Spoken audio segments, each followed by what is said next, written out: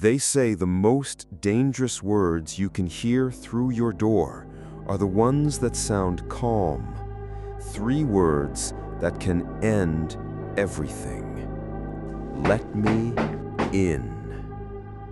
Ethan was home alone the night it began. The air outside was heavy with rain, the street quiet except for the drip of water from the rooftops. He was curled on the couch when the doorbell rang. The sound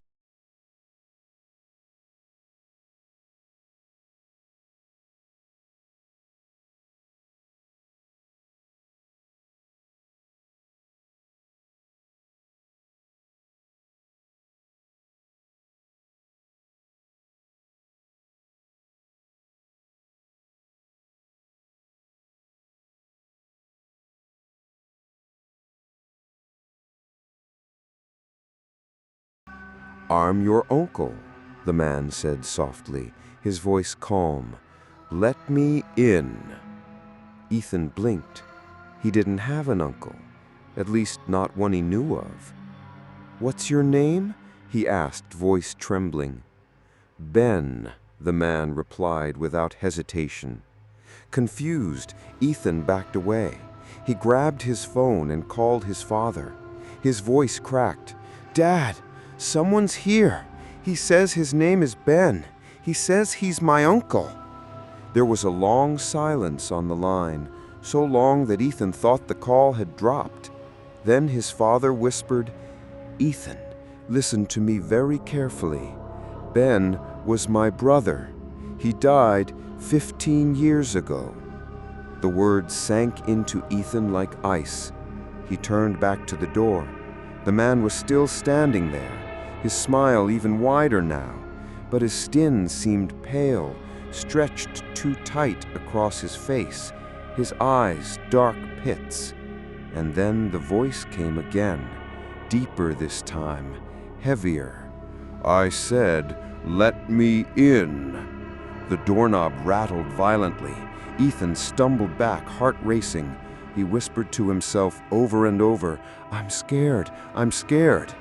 His hands shook as he held the phone. Then, just as suddenly as it began, the rattling stopped. When he dared to look through the curtain, the porch was empty. The man was gone. The next morning, Ethan demanded answers. His father sat him down. His face was pale. Before Ben died, he swore he would come back, he said. But he wasn't buried properly. His body was lost in the flood. His spirit never rested. "Ethan, Ben can't cross into this world unless you invite him. He can't enter unless you open the door.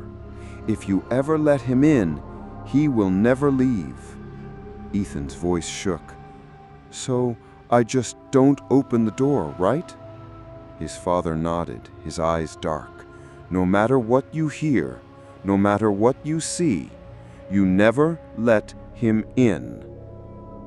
That night, the doorbell rang again. Ethan's blood ran cold. He crept down the hallway and peeked through the curtain. The man was back, standing under the porch light, his smile wider, his eyes darker, his skin gray. "Let me in." The words weren't loud, but they pressed into Ethan's bones like cold iron. He backed away, whispering, "I can't, I can't." His chest tightened, his breath quickened. "Let me in." The voice grew sharper. The walls groaned. The lights flickered. A picture frame fell from the wall, glass shattering across the floor. Ethan cried out. He pressed his hands against his ears, but the words still echoed, "Let me in! Let me in!" And then it stopped. Silence filled the house. But from the other side of the door came a laugh, low at first, then higher, broken, echoing, until it snapped off like it had been cut with a knife. When he finally looked through the curtain, the porch was empty again. 3 quiet nights passed, no ringing, no voices, no figure on the porch. Ethan barely slept. He jumped at every creak, every shadow. On the 4th night, the house grew cold without warning. Ethan sat in his room, staring at the clock, waiting for the doorbell. But it never rang. Instead, his phone buzzed, a message from an unknown number. 4 words, "Let me in." His heart lurched. He dropped the phone. The screen glowed in the dark.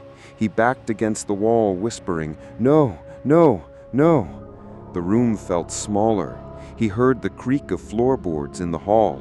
Heavy footsteps, slow, deliberate, stopping outside his bedroom door. Ethan pressed a hand to his mouth, trying not to breathe. The footsteps stopped. The silence was suffocating. Then a laugh, soft and broken, pressed right against the other side of his door. It stretched too long, too wrong, until it cut off mid-breath. The lights flickered out. The room went black. Ethan whispered, "Please go away, please." But nothing answered, only silence. Then the lights snapped back on. The hallway was empty, the door untouched, but his phone lit up again.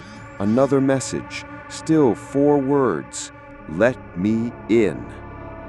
By the next night, Ethan's nerves were shredded. His eyes bloodshot, his hands shook with every sound. The air in the house felt heavy. The smell of damp earth clung to the walls. The doorbell rang louder than before. The porch light flickered. The man stood outside, no longer smiling. His face twisted, skin stretched like wax over bone. His voice thundered through the house, shaking the walls. "Let me in." Ethan screamed back, "Stop it! Leave me alone!" His voice cracked. He backed into the wall, hands clutching his head. Tears streaked his face.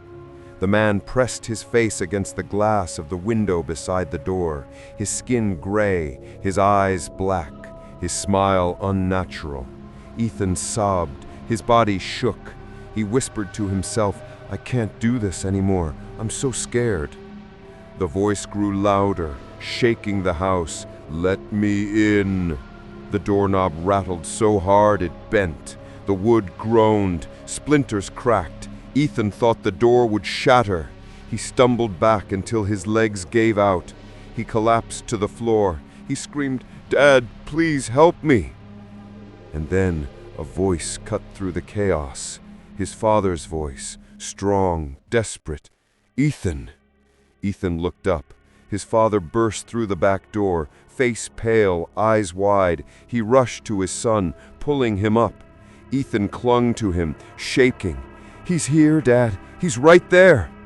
His father looked to the front door, the figure still pressed against the glass, still grinning. But when the father stepped forward, the grin faltered. The voice outside grew harsher, more distorted. "Let me in, let me in, let me in." The house shook, but the father shouted back, "No, Ben, you can't have him. He's mine. He belongs to the living, not to you." The grin twisted into a snarl. The face stretched. The figure slammed against the door so hard the wood cracked. Ethan screamed.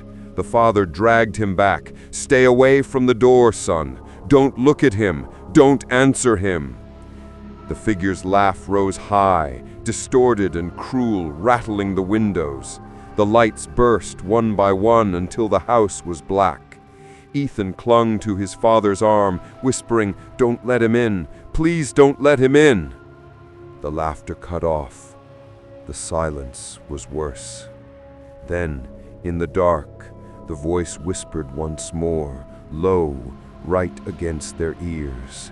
I said, "Let me in." And then the sound faded. The air warmed. The pressure lifted. The figure was gone. Ethan collapsed, sobbing.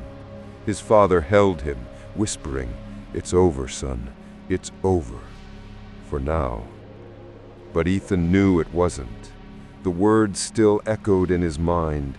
The laughter still clung to the walls. And he knew the doorbell would ring again, because the dead never stop asking, "Let me in."